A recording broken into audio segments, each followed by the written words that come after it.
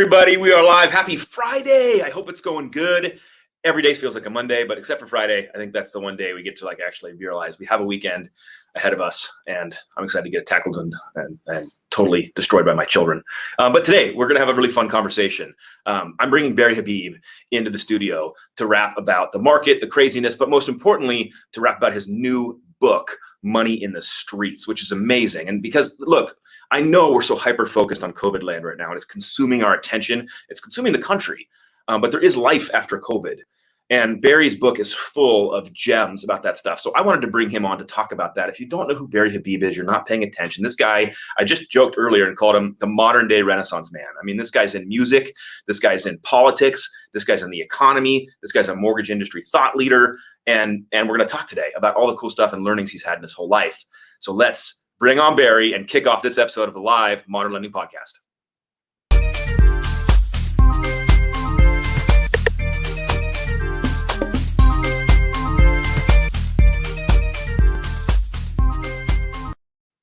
We're here with Barry Habib. I'm so stoked to hang with you today, dude. Hey, man, I'm really happy to be here. Thanks, man. Thanks for having me.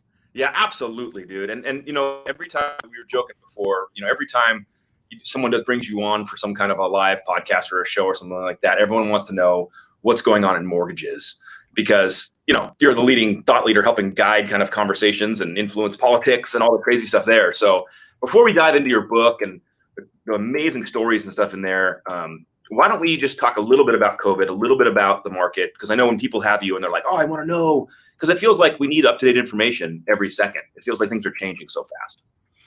So my buddy Mike Roizen, who runs the Cleveland Clinic, and he called me last night. He said, Barry, I have some scoop for you. So he's part of the research board of scientists, and he also is very, very influential. And like he got Ohio opened and things like that. So he talks to the governor every day. But he said there was a paper that a few of the scientists and his colleagues were reviewing, and it appears that ultraviolet light can be very, very helpful because it just destroys the virus, and not just this virus. Wow. Think about it, other viruses as well, or future viruses, because we're worried about the next pandemic. And he was like, hey, Barry, you can probably reopen Rock of Ages again, you know? Yeah. You put the ultraviolet lights, they don't hurt you, and in 10 nanoseconds, or 1/100th of 1 second, it immediately zaps and kills the virus if it's on you, if you're exhaling it. So this is a real important step, because he even said, he says, well, you don't even need a vaccine if you can do this. You just have to get to the place where this is, but you could pretty much eradicate it. You could put it in your office building, you could put it in your home, but it would have to be everywhere, so to speak, if you're entertaining guests. But in a theater, you could have it where it's everywhere. In an office, you could have it everywhere in your office, and it would be safe. Even if somebody had it and they were shedding virus, it would kill it before you can catch it. Dude. So, I mean, it's lovely to hear that there's hope on the horizon. Sometimes we get so focused in on when this is going to end. Alec, and hearing that is awesome. There's so much hope. There's so much hope, not just on the medical front, but we're really blessed to be in this mortgage and real estate industry. And while real estate will take a little bit of a hit over the next year, that's to be understood. But what is the big thing is that longer term, there's just too much demand and not enough supply. And every metric that we look at in real estate is really, really good. And you know, the pressure that's going to be put on household formations as well. You know, people talk about it jokingly, but you're cooped up now for a couple of months. Either their divorce rate's going to go up, but that'll lead to more household formations, or there's going to be a birth rate that goes up. Yeah, and they're all going to be single. They're all going to be firstborns, because those of us that have kids we're like, no more. Yeah, but you know what, Alec? That type of thing, though, is what drives home ownership rates. If you're a 30-something between ages 30 and 39, so your classic millennial age group, you have no children, the home ownership rate is 38%. Yeah. Just one child, the home ownership rate is 80%. Just think of the differential. It's massive. Yeah. So what are you seeing right now in the mortgage space? You know, you mentioned real estate going to take a hit. But you know, you're the two-time crystal ball, winner. So what's coming at us in the future? I think for 2020, we probably see, now this depends, because the higher above you go median home price, the softer the market starts to become. The lower price ranges will be more resilient. I think that we have very low vacancy rates going into this, so that'll help us be resilient. That's very different than where we were in 2009. People have equity in their homes. 65% home ownership rate. You have 34% of homes are owned free and clear. A lot of cushion there. Yeah. Those 53 million homes remaining. There's 124 million households, 80 million with the 80.5 million are owned. The 53 million that have a mortgage, those households, the average LTV is 53. Yeah, this is crazy. Like, that's a real statistic. Like, I've been sharing with everybody that can hear, there's more equity in American real estate than ever in the history of our country. Mm-hmm. So that's a silver lining. That's especially for people that are in dire straits. They at least could sell, and they could take that equity and kind of try to navigate through this. I mean, it's a terrible silver lining if they're forced to sell through hardship, but it's better than nothing. Yeah, and the people listening to this call to do a cash out refinance for them and help them. So there's a lot that we can do to help through the situation. And when you take a look at those who have that amount of equity, which is the bulk of people in the housing market right now, that's a lot of money for move up. That's a lot of money for cash outs. And what do people want during this? I think that the more people I talk to, they'd like more space and more distance. They're two different things. So space is interior space. So I've got a small apartment, I want a home. I've got a condo, I'd like a single family. Maybe I want a little bit more space so we don't make each other crazy in here. And then the other thing is they want more distance. So instead of being on top of each other in apartments, they'd like to have a little more spread and a little more distance. So I think that these will bode well for your sprawl from urban to suburb to the next ring, which is called exurb. So those are all, then you get rural, but you will see a tremendous demand for home ownership, and all the metrics that's out there right now, Alec, are just so positive for housing. So while we see maybe a 1% to 2% hit this year, we think it comes back with over 5% pricing gains next year, and it remains relatively strong throughout. Now, the big thing is about the economy and about the job market. We're estimating that the unemployment rate right now is 19.7%. That's live in real time. That's our numbers. You add another 3.2% due to the fact that there are people receiving PPP money, their companies, and keeping people on payroll. If it weren't for that, those people would be off payroll and in the unemployment ranks. So we think that the unemployment rate without PPP would be about 22%, roughly. So those are big numbers. The Great Recession was 10.3%. You go to 1982 recession, it was 10.8%. And then before that, you'd have to go back to, the Depression, where it reached 24%. So, we're not that far off those numbers. So if there's a comeback, the comeback is going to be somewhat muted. I look at everything. I look at Open Table. I start to look at the amount of reservations that are coming back. Naples, Florida, leading the nation in a comeback. But even though Naples, Florida is leading the nation in comeback, they're down 65%. That's leading the nation. So we have some obstacles to overcome. Even if we do 90%, get 90% back, many businesses can't survive with a 10% loss of revenue. So what I'm saying is I'm hopeful, I'm optimistic, but I'm saying there's going to be a little bit of a lumpy ride. Housing should be resilient. Gold should be resilient. Be a little careful about the stock market right now. I did a call with David Rosenberg yesterday. We did, look at history. Big down move this year in the stock market. Yeah. A retracement that's a typical Fibonacci retracement. You can go to 50%, you go to 62%. So here we are, right at 62%, and now the stock is struggling. Now, look, I could just be giving you this warning. I don't know. Nobody knows. For sure. Yeah, we get it. But if you take a look at the Great Recession, exact same thing happened. Eerily similar. And then it really went down. Everybody thought it was over. If you look at the 2000 dot-com bubble, exact same thing happened. If you look at the Great Depression, exact same thing happened. We had the big collapse, 60% retracement, and you had the big down move. Now, I'm not trying to scare anybody. All I'm saying is just please be careful. Please be careful. Just don't think that this is all in the rearview mirror, because what starts to happen is you get the initial initial shock, crash. Then you get this recovery. The Fed's coming to the rescue. Okay, everything's going to be okay. And then there's the realization of how does our economy really get back on track? How do restaurants survive? How do airlines survive? How do all these businesses, clothing stores? You really want to touch the merchandise. You know what I'm saying? It's going to be challenging. It's going to be challenging. Now, I know eventually we'll get back, but there will be a period that we'll need to get back. So what's the crystal ball say? When's the timing? I read an article this morning that said Q3 was going to start the process, the climb back. I'm curious for your insight. That's a relative statement. So yes, starting to climb back. Well, Naples, Florida, starting to climb back of reservations, but you're still down 65%. So I agree with saying that we start the climb back. I don't think we get anywhere close to seeing this recover, because listen, you know what? I'd love to just share a quick chart with you if I can. I don't know. We have time to chart to show it or no? email it to me and I'll get it up on the screen in a couple seconds. Or So I will. I'm going to email it to you right now. awesome. Now, by the way, while you're doing that, Barry, because I have to make an announcement. So send that over. But we got about 50 people across the platforms checking in right now and joining us. And first of all, Jenny put a comment up there that said, "Thank you for always being a hope bearer," which you are. And you give so much. You give so much. Like right before this whole live, you were like trying to get lunch in because you're going back to back and sharing information. And so I know we want to pivot and start talking about your book. And so for every single person watching right now, about 50 of you, if you hit the share button, and if you're on, by the way, if you're on YouTube, you got to get over to LinkedIn or Facebook. If you hit the share button right now so we can expose Barry's book to more people, I'm going to buy every single person that hits the share button a copy of your book, Barry, Money in the Streets. Because here's the deal. I keep wanting to ask, like, how can we help you?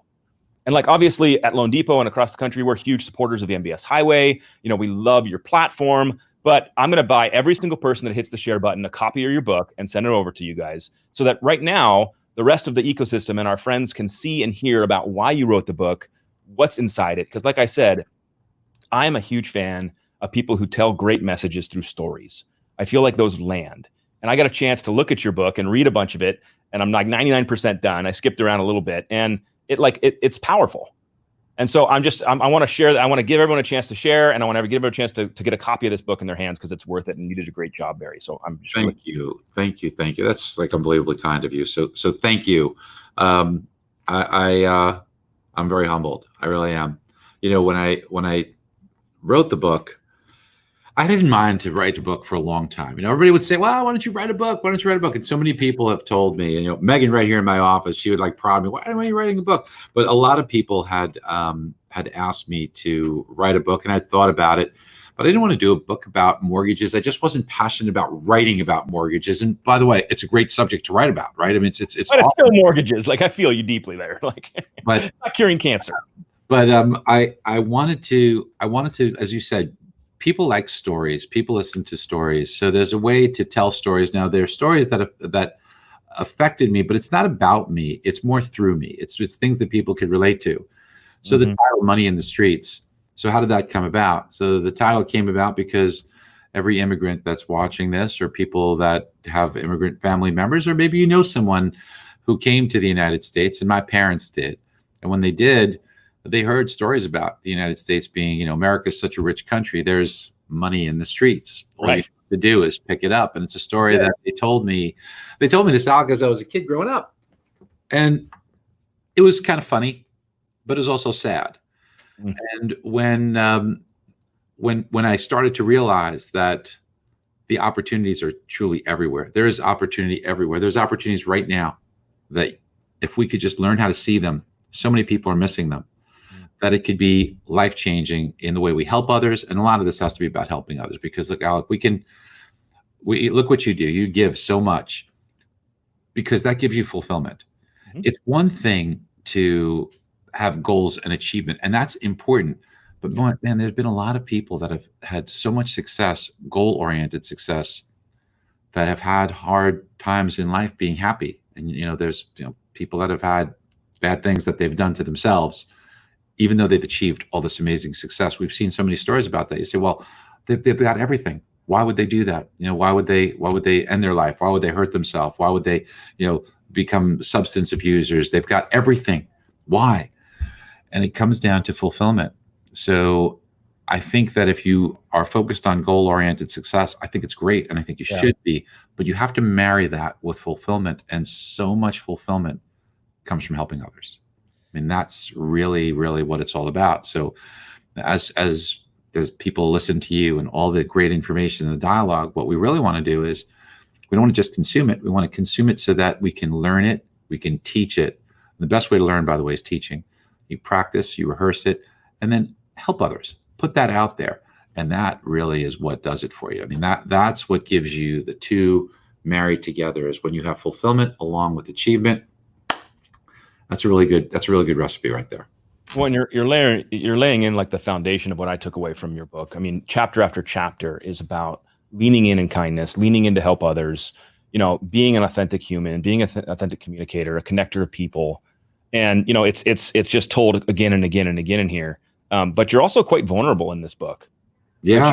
I find to be very powerful. Like I find that like lessons land when you're vulnerable, and you really share some things in here that I've never knew about you. Well, yeah, it was a lot of, well, there's a lot of things that have happened to me. There's a lot of things that I screwed up on too. I mean, certainly I'm not perfect. By the way, that was one of my favorite chapters because I always joke for people, like, especially with like the stupid like videos, and we're trying to get people to get out and get digitally connected. And I'm like, your number one piece of content is going to be your blooper reel because it's the most authentic. And then like your chapter, it was right in the beginning. Let hardship teach you. Yes. Yes. I mean, and by the way, did you have a favorite chapter? Do you have a favorite story that stood out for you that maybe you could share for people that are like going to get there's a lot of them. There's a lot of them, and I'll share a quick, if I could share a story, I'll share a quick story just because it came to me. Do it. A lot of them. So I think it's in chapter 11 where I want people to understand that really this is a blueprint book that will help you. If you're having a great time, it'll help you maximize and take it to the next level. If you're having a little bit of a tough time, we all do. I have, you guys have, I'm sure we will, right? How to better get through that. And then what it really can do is help you see opportunities and not be intimidated. And one of the things that can happen to us is, if you're watching this and you see somebody's done such huge volume levels or such big success in your market, you can almost become intimidated. And I'm just going to share a quick story with you about that. So I've always been somebody who's been a fan of magic. Heck, I produced Chris Angel's Mind Freak in Vegas. I've always loved magic. But before I was lucky enough to be able to produce this, and believe me, as you'll read in the book, I came from extraordinarily modest beginnings. My parents were really poor. I was very, very poor growing up. Made fun of because I was so poor, because kids could be cruel, and because, clothing was not great and certainly didn't have any means or resources. So I get what it's like. That's why I'm so empathetic about it. And there's a lot of lessons throughout the book that are coming to me now that, the ones where I taught my kids that, for example, everybody knows Dan, and my daughter, Nicole, many people know too. And I've got two other wonderful boys, but when Dan and Nicole were younger, I had gotten divorced, and, parents like to spoil their kids when they're divorced. It's just natural. And I fall into the same mistakes. Okay. So maybe we overcompensate that way. And I would give my kids some nice things because I was pretty successful in the mortgage business at that time. Yeah. Well, as a young kids, my son, Dan, as a young boy, he's a kid, he's 7, 8 years old. So, I heard him, saying that, oh, wow, they don't have this and we have that or whatever. And kind of like almost making fun. And I said, Dan, if you say that, that's kind of like you're making fun of your dad, because your dad was that poor person. And I could just see it like on his face, like, and, it just changed his perspective. Yeah. And my daughter, Nicole, who had overheard the conversation. And so there's really important moments in life where you have to plant seeds when the ground is very, very fertile. Yeah. So getting back to the story that I wanted to share with you, where it seems. By the way, on the magic thing, how did you fall in love with magic? I don't know. I've always been amazed by it. I've always wanted to learn it, and I was never any good at doing it. I joke because I bought like a magic kit when I was in elementary school, and I would like bring the magic tricks to school. You could tell I clearly didn't have many friends, and I would try to do the magic tricks to everyone at school. So I have like a similar love. So I love it. It's so good. Well, when I was younger, I always liked it, but now there's a couple of go-to tricks I pull out at the dinner table sometimes for entertainment. But so anyway, I was on CNBC regularly, and Mark Haynes, rest his soul, he was a friend, and he was one of the hosts, and we were friends. And in advance of that, I had gone to see David Copperfield, and it was at the State Street Theater in New Jersey, only about 20 minutes from where I lived. So I go, and man, this show was amazing. Like one trick after another. And I was like, I have no clue how he did that. How did he do that? How did he do that? And then at the end, there was this amazing trick, last trick, the grand finale. And he said, I really wanted to know. That's the way my mind works. I need to know how things work. That's the allure is like trying to crack it. Trying to figure out, right? When I was a little kid, even though I didn't have much for toys, the few toys that I had, I couldn't resist it. Sometimes I would break them because I wanted to take it apart and see how it worked, right? So it was terrible. But anyway, so I had to know how these tricks go. And the last trick, he says, okay, I'm going to bring a group of you up on stage and make you disappear. like, shit, man, I got to do that. Okay, because I got to learn how to do this thing. So I'm all pumped up. What do you got to do? So he's got these balls that he throws into. Now, it was 3,000 people in the theater. And he's going to pick 12. And he says, I'm going to pick 4 others. So it's going to be 16 balls. I didn't understand what the 16 meant, but okay, I'm in.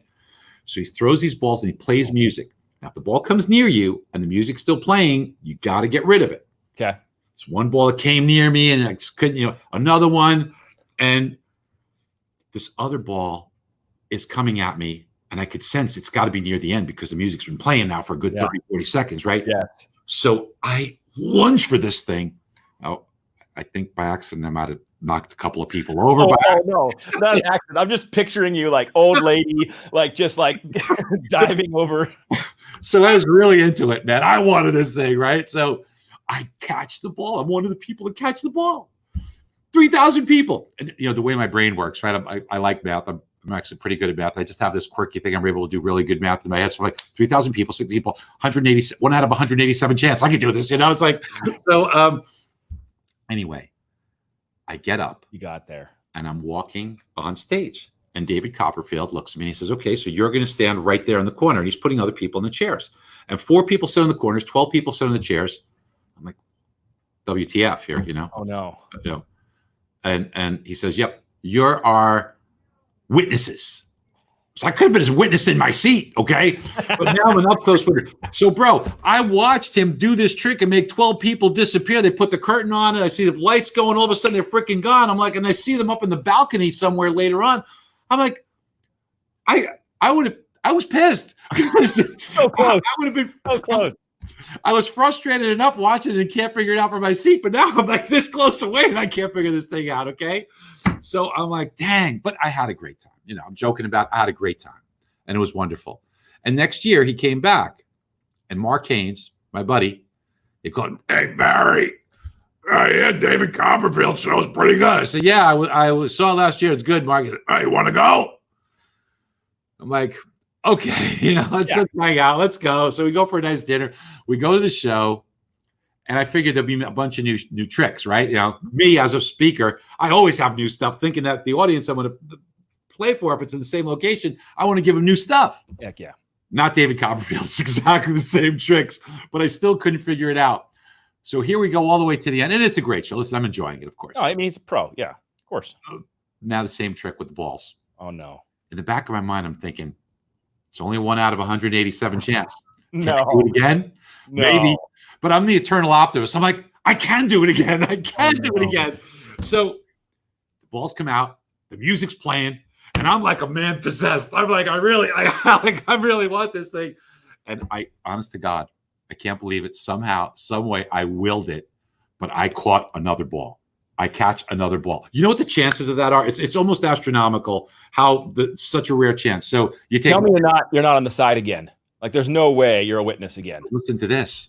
I walk up and I'm walking up and there's David Copperfield. He looks me in the eye and he says, "You're going to stand here." I said, "Now I know the deal." I'm saying, "Excuse me, this is in the middle of a show, okay? So the show's going on. There's people is walking there.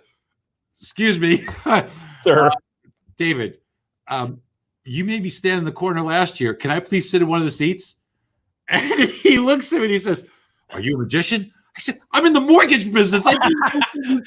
So yes. So I guess he knew that I wasn't going to let up. So, it's just, but that goes to show. There's another lesson here. Don't just take no for an answer. Okay. Never take no for an answer if you believe in yourself, if you believe in what you're doing. So don't just accept it. Don't accept rejection. So he said, okay. So now I sat in the seat and I got in there. They put the cover on and I know how the trick is done. I know everything about that trick. And after, the moral of the story is that it's not magic, but it's magical. This is not some mystical thing. You know what it is? It's hard work. It's knowledge.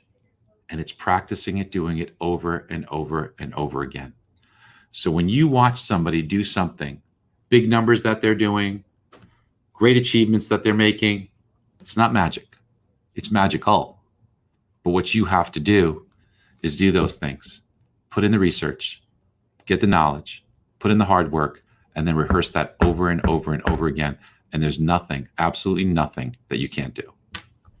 You know, I bring you on here to talk about your book, and you just drop knowledge bombs on everybody listening. You know, what a lovely segue to that story into, see, that this is what you do in your book. You tell this incredible story, and then you land it in such an authentic, real way that people can go, I get it.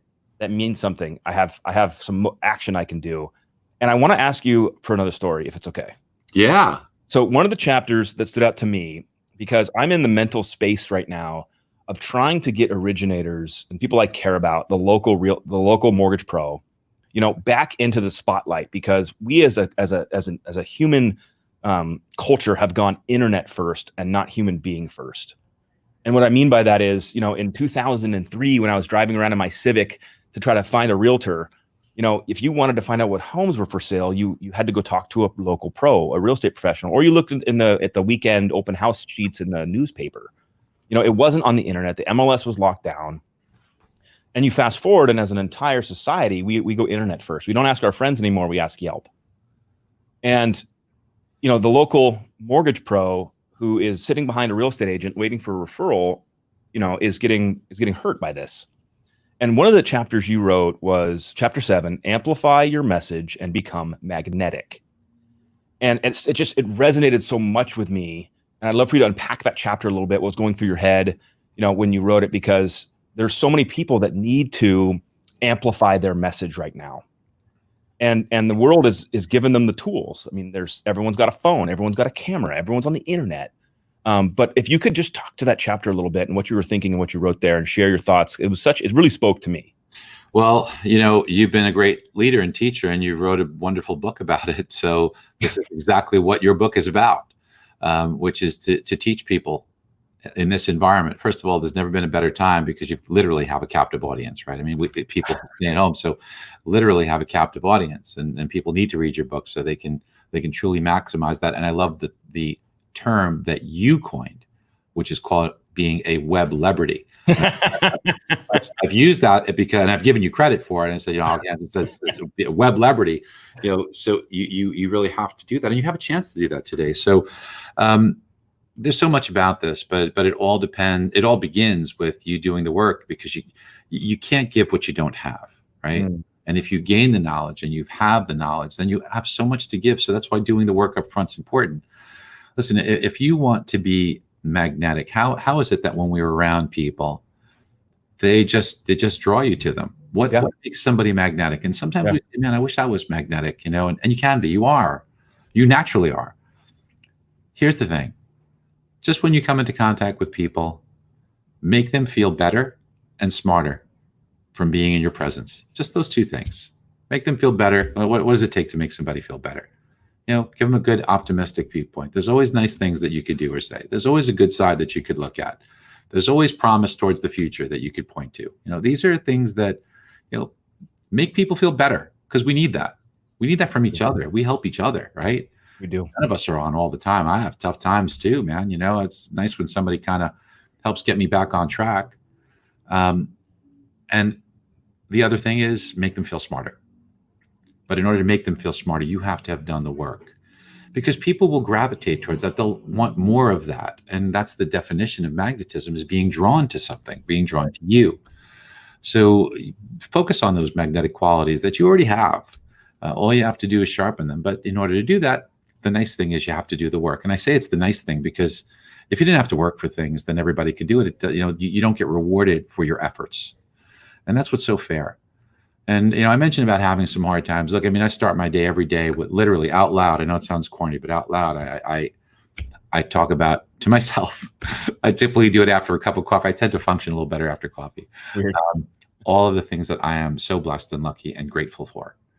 And I start my day by focusing on those things and really thinking about, wow, I mean, I get to do what I'm doing. I don't have to, I get to. That's the focus, is I get to do these things. I get to have a busy day today. I get to have, you know, sometimes some little stress, but boy, am I lucky I get to have that. And boy, all these people in my life, all these wonderful opportunities, all these wonderful things. And, you know, I look and I feel and I pray for, you know, people that don't have these things and wish good for them, but say, boy, how blessed am I? Well, all of us, if you're in the mortgage business right now, we might have heartburn over, a product going away. Yeah. Okay. Somebody else, longer turn time than we want. Yeah. Some people out there, and a lot of them are their problem is how to make their family's hunger go away. You know what, Barry? I love this conversation and that statement, because there's two things that I think I'm delighted by in our world today. Number one is that perspective, exactly what you're talking about. Perspective can lend so much confidence and clarity and strength to your day, because when you and we're all dealing with a hardship. Like, this is hard. My wife didn't want to be a stay-at-home teacher. Like, this is hard, and then it's okay that it's hard. And so, but we can really micro focus on ourselves and get kind of stuck in that space. But when we open up and we realize that there's other people that are truly suffering, number one, we have a chance to just get over our own little problems. But number two, we have the chance to be of service and get outside ourselves. And that, to me, is this is the second trend that I love, is that marketing, the concept of marketing with, bells and whistles and catchphrases and flashy logos and whatever it is, has absolutely eroded. And true marketing now is to be in service to others. Yes. That's true. They're almost combining. Service to others and marketing are becoming the same thing. When you do it without asking for, an email address or some kind of catch at the end, but when you actually just go and be in service, it's radical how business opportunity just starts to flow into you. That's really the magic right there. I've been self-employed for a long time, and I've been really fortunate to work with so many wonderful people. I've never had much turnover, hardly ever turnover. And it's kind of the same thing with any of the businesses that I've run, whether it be Rock of Ages so the personnel's always been spoiled and the customer's always been spoiled. But what really makes the difference is that do something when there is no obligation to do it. Yes. Like, nobody here has ever asked me for an increase. It's always done before they've even asked. It's always done without people asking, because there's something about, whether it's your customer, whether it's a family member, whether it's a friend, whether it's an employer, employee, coworker, if you do something for someone before they even ask about it, what does that say? Think about all the things it says. It says, I'm thinking of you. I'm worried about you. I'm anticipating things that you might be benefited from or things that would help you. Yeah. And if you can do that and people know that you've got their back, there's bonds that are made there that, and again, that goes to the fulfillment part of our life that we started with. That's just as important as the achievement part of our life. So that's the stuff that just makes you feel good. So you do good, you feel good. It goes a long way, because even with all that, we're going to face obstacles. We're going to get pissed off. We're going to get aggravated. We're going to get frustrated. We're going to have tough days, tough weeks, whatever it is. Let's hope that those are few, but that helps you get through those. Mikey, how many shares did we get so far? Can you check the platforms real quick? Nice. All right. So we've got 10, it looks like 10 shares, 10 books being bought. Right. We've got about another, 5-10 minutes here, Barry. There's 50, 60 people watching across the platforms. We're gonna give it one more chance. Share this thing, let people go out and experience this conversation and what's really going on in your book, Money in the Streets. And I'm gonna buy a copy for every single person that shares. So you go ahead and share right now, throw a comment in there. The wonderful thing about going live and that people forget this, is that it's not about this moment. Now, this moment's amazing and I'm really enjoying it. And I know there's people watching and we're enjoying it, but these videos live on. And so the people that watch it later get to experience the same thing we're experiencing now live. And it's a wonderful, wonderful gift. And so I want to give the chance for everyone to see this and get a copy of Barry's book. And Barry, for the last, so here's what I normally ask this, and I'd love to ask it of you. We have a lot of originators that we all support, that we love, are mortgage originators. And in this time of chaos and uncertainty and, ups and downs and changes and all this stuff that's going on, what advice would you give them to navigate through this? What encouragement would you give them? So you're embarking on an incredible journey ahead of you where, let's just do some math here. Again, I like math. First of all, there's more households being formed than there are builders putting up homes. There's a shortage of homes. That's going to be very supportive of prices. So 2020 is going to be a rocky year. We'll probably see real estate values drop a little bit, 2% or so, depending. Higher up homes will struggle more. But 2021 should start a very strong rebound. And whether it's 2021, that's what I meant to say in case I said 2021 should strong rebound. Maybe it's 2022, but people buy homes for the long term. So that's an opportunity and you're going to be in great shape. But the refinance aspect, rates are going to be low for a long time. I don't want to go into all the reasons why, but they will be low for a long time. Yeah. What we have to know is that while it's easy to feel heartburn over, I can't do non-QM or this, don't focus on that. I'll give you the quick rundown. Right now, there's $4.8 trillion of loans that are available to be refinanced. Doesn't even count purchases. It doesn't even count purchases. Correct. This year, the entire refinance market, is 1.3 trillion. And most of us are very busy. Companies are having record months. This is a very busy time and purchases are down. And we're still busy with 1.3 trillion of refinances. How are you going to do all that volume? There's more rain than there is buckets. Don't focus on what you can't control. Yes. Don't do that. Just go after the abundance of transactions that are there. This is what you want. That's what's out there for you right now. You have this unbelievable opportunity ahead of you. And you have to fight fear and you have to gain knowledge. If you want, I could close with one of those 2 chapter stories in the book. I'm in. I was actually going to ask. So this is perfect. You read my mind. So what would you prefer? Would you prefer the knowledge aspect of it or the fighting fear aspect of it? Fighting fear all day long, dude. So it's only natural to be afraid of things. I mean, we should all admit that we're afraid of things. Bravery isn't not being afraid. Bravery is being afraid and still moving ahead. Okay, that's being brave. So I'm just like that. I'm afraid to do stuff, but I just kind of try and push myself and step it up and suck it down and go for it. I'm not always successful either. Okay. But I do try. And when I was a kid, I was about 20 years old. So I used to love outdoors and do stuff, went camping. And so me and 2 really close friends of mine, really good buddies of mine, Craig and David, childhood friends. And we go camping with these three great dates that we had. So we had 3 lovely, beautiful girls that we take on a date. And, listen, I'm young, want to kind of make a nice impression, so this and that. So we're camping and we're hiking and we come across this beautiful waterfall that we're on top of. And it is, I don't know, it's about 50 feet high. Yeah. Now, for many people, there may not be afraid of that. I'm freaking terrified. Okay. Just so you know. It's high. So 50 feet is high. Alec, I also am not super comfortable with heights. Okay. I'll admit that. Got it. Right? So my buddies, Dave and Craig, they're like, these guys, growing up with them was an adventure, okay? Because they're crazy. And they would bring out crazy in me too. So they would go right to the edge and they would look like, it's not so bad, this and that. I couldn't even get to the edge because I was very ginger about it. I was like, yeah. There it is. Yeah, there it is. And then they start the conversation, what would it be like to jump off of it? Oh, yeah, I knew it. And I'm like, oh yeah, I'll probably be crazy, but listen, let's get going, right? We should probably be moving along, shouldn't we? So, no, not David. David was a freaking lunatic.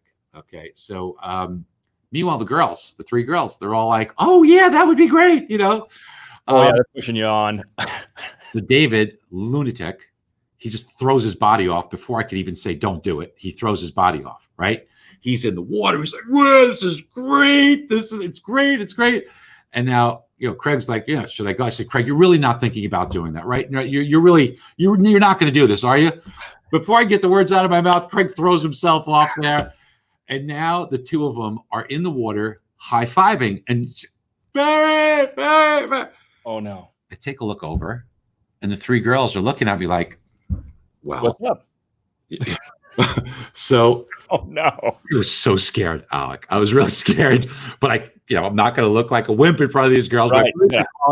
I'm like, I know this is a bad idea, but I just muster up enough courage to do it. But I was so freaking scared to do it. Yeah. But I didn't do the flying leap like these guys did. I just kind of, go. And then I looked down and I realized that you got to get a little further out to get into the water. So I'm like trying to get my body out there. And I hit the water and I was like, man, that hurts so bad because the water hit so hard. That wasn't exactly going in perfectly. But you know what? When I came to the surface, my buddies hugged me and it felt great. It was like so wonderful. And I'm really glad I pushed myself to do it. And in life, when we let fear take over, I would have felt miserable if I didn't do that. Yeah. I would have regretted it to this day. In life, I think it's not the things we do so much that we regret, it's the things that we don't do and the opportunities that we left on the table. And when you have a chance to do something business-wise, or have an opportunity, or let me show you, do this campaign, should I take a leap forward with this? Sometimes it's okay. You think about it at night, you say it's great. And then you wake up in the morning and it's like a different person starts talking to you. No, you're not going to do that. And you talk yourself out of these things. Yep. Don't do that. Don't do that, because, when you're in these positions where you don't do something, you look back and you regret those. You regret those opportunities. Now, I'm not saying go crazy. I'm not saying jump off buildings and things like that. Okay. But that was a little bit of a risk there, a little bit scary to do, but it wasn't really life endangerment. It was more fear. Yeah. And overcoming our fears is something that we all have to do every day. Everybody, thank you for tuning in. Thank you for those that shared. Barry, we're going to end on that. Wonderful message, guys. Appreciate everything you do for our industry, Barry. Appreciate everything you do for the people around you, and you're just a great man. And I love this conversation today. Thank you. I look forward to many more in the future. All right, everybody. This is Alec and Barry signing off. Have a wonderful weekend. Thanks, and a wonderful week next week. Take care. Bye, everyone.